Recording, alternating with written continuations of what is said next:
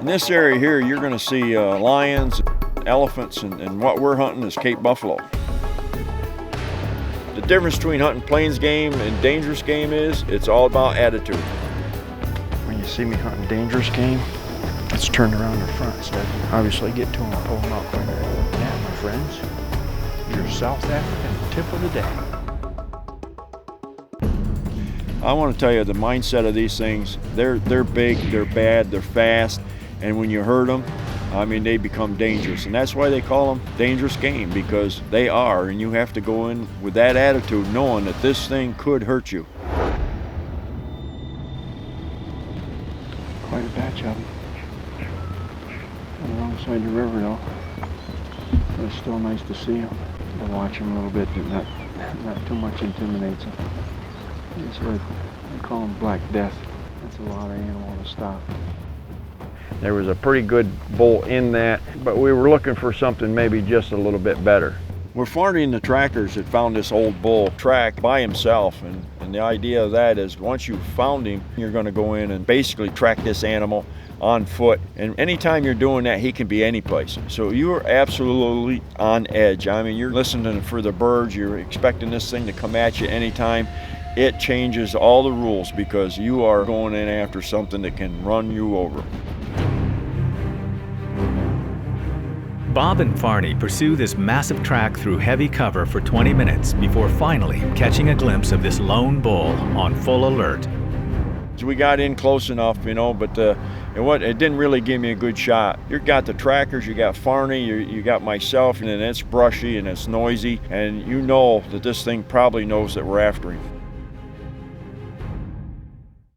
You know, so we made a good stalk, but you know, he saw us at the same time and ran off, and that's his defense. The game is up. We jumped him up out of there.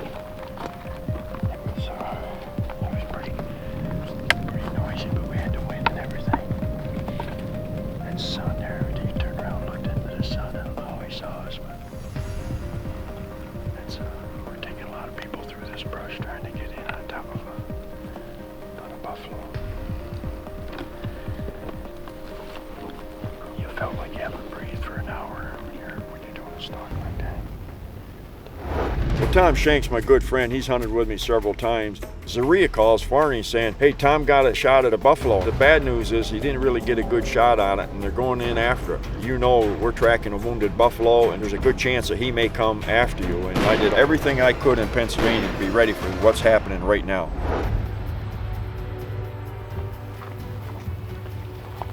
They were tracking Tom's buffalo. He got an arrow into a buffalo last night. We're just following it up. Anytime you're tracking a real wounded buffalo, that's the real deal right here. I mean, everybody's right on point. I hope for his sake that he's down, because if he's not, we're going to put him down. They got on his track and we tracked him for about an hour and a half, and we was picking up buffalo crap. And the first part that we pulled up, it was a little warm but not too warm. That's from this morning. He laid there. He got up, hit that tree. Oh, you feel just a little heat left into him. That's from him. Anytime you got a wounded buffalo, a lot of things can happen. You could see where he got angry several times, and all of a sudden he realized maybe we were onto him. Yes. You could tell he was a little disturbed, he was a little mad. All right, the buffalo's still alive. He knows we're after him now. This is a real deal now. Pay attention. This is what you practice for in Pennsylvania. You're backing up a friend. The trackers in Africa, I can't even begin to tell you. I certainly want them after me, because they're following one footprint at a time. There's no blood on the ground, they're just following that particular buffalo's footprints. And all of a sudden they could hear the birds, which is an indication that, you know, the birds are around the buffalo, and anything we got down, and we come around and one of the trackers pointed, and he was like laying in the brush waiting for us. We got everybody in position. I got myself up there, we raised up, and as soon as we raised up, he stood up. Got brush all around him. Now, I didn't give this buffalo time to see whether he was coming at us or running away again. As soon as he stood up, I wasn't looking at trying to do anything except put this animal down. I'd have hit him no matter which way he was facing. When the next one hit him, I mean, it basically broke that hip down and both bullets almost passed one another, going through all the vitals. Wonderful. Wonderful. I'm sorry. Sorry. You know what? I was so concerned because that thing was on its way to the river. Yeah, yeah. And we were running out of time. Yeah, but I was proud to be able to be on the hunt and help back him up. Felt bad for Tom. People might say it's not a legit buffalo, but man, he certainly did have one experience and one great adventure. They are huge. You can imagine when he starts running through that brush.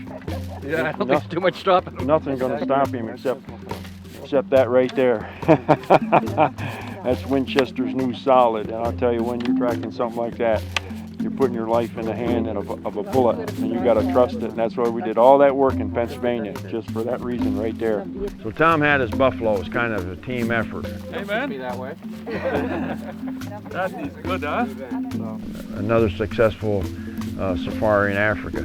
Man, I tell you, if you get a chance to come to Africa, don't buy a new gun and come over here and not have it shot. Go to the range and practice. I don't care.